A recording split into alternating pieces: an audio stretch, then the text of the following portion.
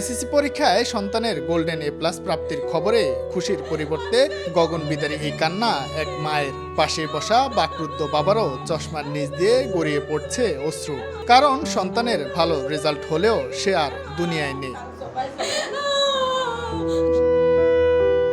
রাজশাহীর বাঘা উপজেলার নটিকা মাধ্যমিক বিদ্যালয়ের বিজ্ঞান বিভাগ থেকে এবার এসএসসি পরীক্ষায় অংশ নিয়েছিল মুবাশশিরা ইসলাম মোহনা। তার বাবা মহিরুল পেশায় একজন স্কুল শিক্ষক, মা গৃহিণী। তারা জানান, এসএসসি পরীক্ষা চলাকালীন সময়ে মোহনার জিহ্বার নিচে ছোট্ট সিস্ট হয়েছিল।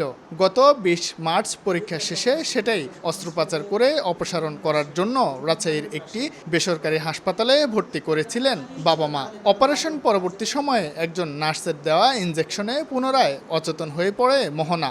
ওই দিন ভোররাতে মৃত্যুর কোলে ঢলে পড়ে সে। ১, ২, ৩ ঢাকায় জমি জিতে নিন ১০০% ক্যাশব্যাক সহ ২০ কোটি টাকার পুরস্কার। পড়তে পড়তে আমি টেবিলে পড়ে ঘুমায় যায়, কিন্তু কষ্ট মেয়ে ফলটা দেখতে পেল না, এটাই বেশি কষ্ট আমার। আসল ব্যবহার মানে অমায়িক, কোনো মানুষের সাথে কেউ বলতে পারবে না জোরে কথা বলিছে কোনো দিন। অপারেশন করলো, জ্ঞান ফিরলো, মেয়ে ভালো, কথাবার্তা সবই বলছে। হঠাৎ যে নার্স একটা ইঞ্জেকশন দিল, আর এই যে মেয়ের পালস অক্সিমিটার নামলো তো নামতে নামতে শেষ। তো মেয়ের জীবনের ওই স্বপ্ন ছিল রাজশাহী কলেজে পড়া, একটা স্বপ্ন।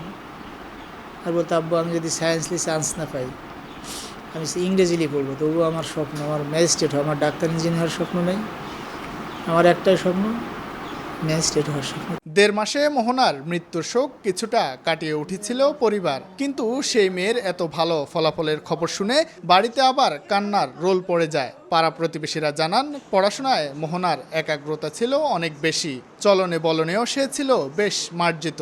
এভাবে যেন আর কোনো বাবা মায়ের বুক খালি না হয়। মোহনা যেভাবে ট্যালেন্ট ছাত্রী ছিল, আজকে আপনাদের মাঝে সে হাসি মুখে বক্তব্য দিবে, তার কথা আপনারা শুনবেন। স্কুল জীবনে প্রতিটি ক্লাসে ভালো ফলাফল করা মোহনার স্বপ্ন ছিল বিসিএস ক্যাডার হয়ে হবেন ম্যাজিস্ট্রেট, কাজ করবেন দেশ ও জাতির কল্যাণে। কিন্তু তার সেই স্বপ্ন অধরাই থেকে গেল। শাহিন আলম, সময় সংবাদ, রাজশাহী।